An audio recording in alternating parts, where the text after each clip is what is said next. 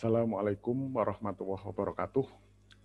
Kali ini saya akan memberikan tips bagaimana cara mengatasi grogi ketika kita sedang mempraktekkan presentasi atau public speaking atau komunikasi pada banyak orang.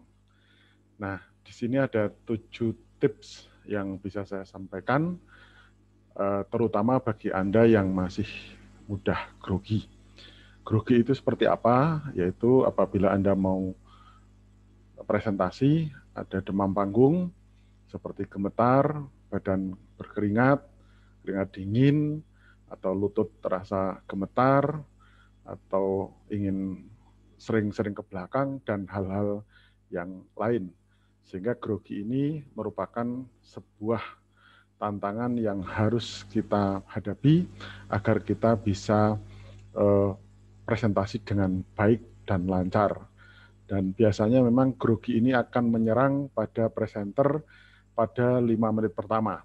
Jadi 5 menit pertama Anda lolos, maka insya Allah sukses presentasinya. Tapi kalau 5 menit pertama ini Anda tidak mampu mengalahkan diri sendiri, maka Anda biasanya akan mengalami masalah dalam presentasi dan bisa jadi presentasinya tidak menarik. Nah, saudara sekalian, bagaimana cara presentasi yang baik, terutama untuk mengatasi grogi ini, saya akan share materi singkat seperti ini. Nah, ini adalah materinya.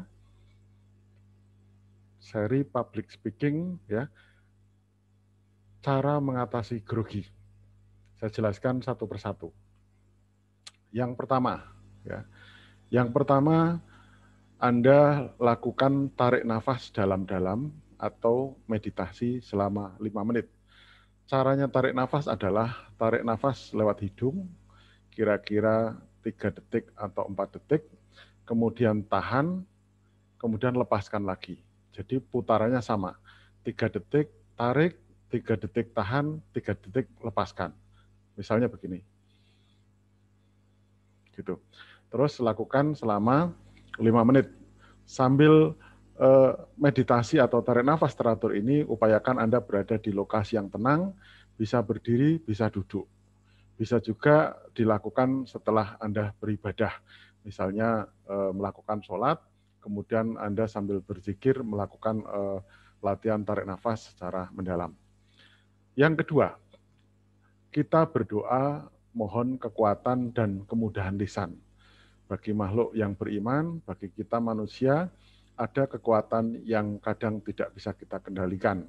Jadi kita perlu mohon kepada Tuhan, kepada Allah, agar kita diberikan kekuatan untuk menyampaikan pesan secara lisan dan dimudahkan lisan kita untuk berbicara. Yang ketiga, berlatih pandangan mata, fokus, dan latihan bicara. Pandangan mata ini bisa dilatih saat Anda berada di kamar sendiri, di depan cermin, anggap bayangan di dalam cermin itu adalah Anda sendiri. Nah, cobalah Anda lakukan komunikasi secara intensif, jadi seakan-akan bayangan Anda itu adalah orang lain. Silahkan Anda pandang mata ketemu mata, lalu Anda fokus memandang mata Anda itu, kemudian Anda bicara apa saja.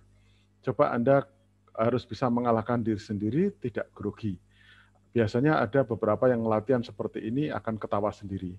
Jangan, kalau bisa Anda ekspresif sekali, melatih kata-kata, melatih wajah seperti apa. Anda cek ketika Anda bicara itu, bagaimana wajah Anda yang serius, bagaimana ketika Anda tertawa, menarik atau tidak. Atau kalau Anda perlu senyum, cukup senyum tanpa gigi terlihat, atau Anda bisa dengan gigi terlihat. Karena daya tarik setiap orang itu berbeda-beda. Ada orang yang menarik dengan senyum tipis, ada juga orang menarik mungkin dengan mulut terbuka lebar. Masing-masing seperti punya bakat yang berbeda, gitu ya.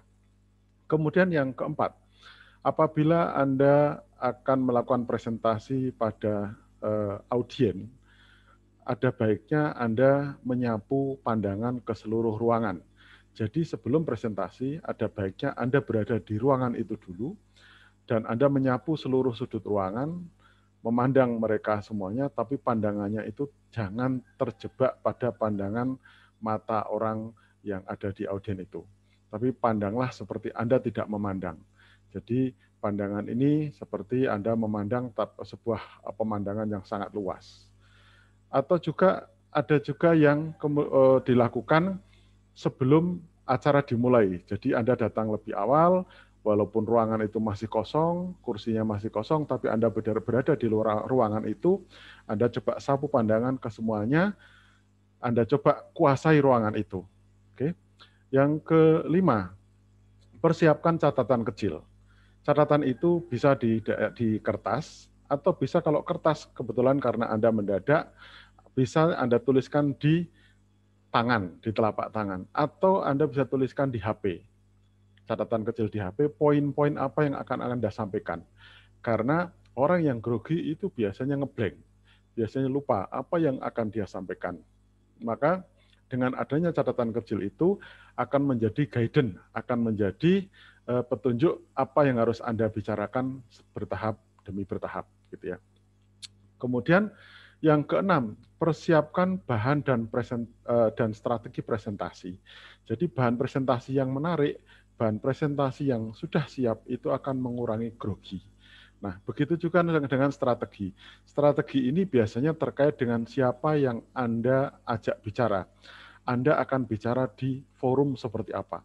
Apakah forum intelektual, forum anak-anak muda, forum ABG, forum orang-orang tua, forum petani, dan sebagainya. Nah, strategi ini perlu dipakai sehingga Anda mempersiapkan diri nanti akan bicara apa, dengan bahasa seperti apa, dan Anda melakukan daya tarik seperti apa. Nah, daya tarik ini bisa pakaian Anda, bisa kata-kata Anda, atau bisa bahan presentasi yang akan Anda sajikan. Nah, yang terakhir atau yang ketujuh adalah bagaimana kita meyakinkan diri kita sendiri bahwa kita itu lebih baik dibanding audien yang akan mendengarkan. Walaupun ibaratnya yang di depan itu audiennya merupakan profesor doktor, tapi Anda adalah orang pertama yang paling tahu apa yang akan Anda bicarakan. Jadi jangan kalah sebelum bertanding, mereka semua ini sebenarnya adalah pendengar semua. Maka yakinkan bahwa Anda bisa untuk menyampaikan informasi karena informasi itu memang dari Anda dan orang lain tidak akan tahu apa yang Anda bicarakan sebelum Anda bicara. Nah, ini ada 7 tips ini, semoga bermanfaat dan semoga Anda bisa menjadi seorang presenter yang baik. Tentu pengalaman yang paling berharga adalah ketika Anda itu bisa bertahap demi setahap, bisa melakukan hal-hal yang sifatnya latihan. Learning by doing, bertahap ya, dari lingkup kecil, kemudian lingkup makin besar, dari lingkup yang informal, dari orang-orang terdekat, lalu berkembang menjadi suasana yang formal, bahkan audien yang bisa jumlahnya ratusan orang. Nah, ini adalah tantangan, nanti sambil berjalannya waktu, Anda akan bisa menentukan apa yang terbaik, apa yang bisa Anda sampaikan kepada audien. Nah, terima kasih dan semoga ini bermanfaat. Wassalamualaikum.